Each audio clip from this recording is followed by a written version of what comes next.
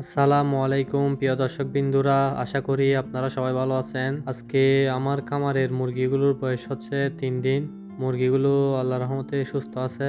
আজকে খামারে অল্প কিছু কাজ আছে, ওই কাজগুলো করতে এলাম। কাজগুলো হচ্ছে মূলত মুরগির খাবারের জন্য যে ট্রাইগুলো ইউজ করি, ওই ট্রাইগুলোতে মুরগিগুলো উঠে পায়খানা করতেছে, যার ফলে খাবারও নষ্ট হচ্ছে, ট্রাইগুলো নষ্ট হচ্ছে। যদিও আগে ট্রাইগুলোর উপর বাঁশের লাঠিগুলো ইউজ করতাম, কিন্তু দীর্ঘ 4-5 মাস খামার না করার কারণে এই বাঁশের লাঠিগুলো নষ্ট হয়ে গেছে। তাই নতুন করে আবার বাঁশের লাঠি তৈরি করতেছি। এই বাঁশের লাঠিগুলো ট্রাইয়ের উপর ব্যবহার করার মূলত কারণ হচ্ছে যাতে মুরগিগুলো ট্রাইয়ের উপর উঠতে না পারে। ট্রাইয়ের উপর উঠলে ট্রাইয়ের খাবারগুলো নষ্ট হয়ে যায়, কারণ ওরা ট্রাইয়ের উপর উঠে পায়খানা করে, যার ফলে খাবারগুলো নষ্ট হয়ে যায়। তাই খামারে আগের কিছু বাঁশ ছিল, ওইগুলো দিয়ে লাঠি বানানোর চেষ্টা করতেছি। বাঁশের অবস্থাও তেমন ভালো না, কারণ বাঁশগুলো প্রায় অনেক বছর ধরে এখানে পড়েছিল। তাই ওগুলো দিয়ে যতটুকু সম্ভব বানানোর চেষ্টা করতেছি। এখন রোজার মাস, রহমতের মাস, তাই দিনে তেমন কাজ করা হয় না। খামারের টুকটাক কাজ বাকি থাকলে ওগুলো রাতেই করে ফেলি।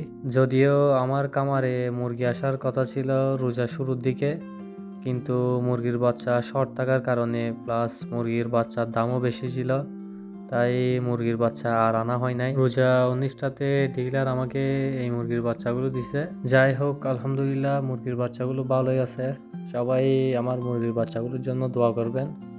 অবশেষে যতটুকু পাচ্ছি লাঠি তৈরি করছি 8-10টা মতো। ওই লাঠিগুলো খাবার দেওয়ার পর ট্রাইয়ের উপর দিয়ে দিব, যাতে মুরগির বাচ্চাগুলো ট্রাইয়ের উপর উঠতে না পারে। এখন খাবার দেওয়ার পালা। আমি এই নারিশ ফিডগুলোই খাওয়াই। এই নারিশ ফিডগুলো আলহামদুলিল্লাহ অনেক ভালো। আমি দীর্ঘ 4-5 বছর ধরে এই ফিডটাই খাওয়াচ্ছি মুরগিকে, আলহামদুলিল্লাহ ভালো রেজাল্টই পেয়েছি। যদিও আপনারা ভিডিওতে দেখতেছেন কাজগুলো খুব তাড়াতাড়ি হয়ে যাচ্ছে, কিন্তু এগুলো অনেক সময় সাপেক্ষ কাজ, প্রায় 1.5-2 ঘন্টা মতো লাগতেছে আমার। আমি মাঝখানে অনেক দিন খামার করি নাই, প্রায় 4 থেকে 5 মাস মতো হবে।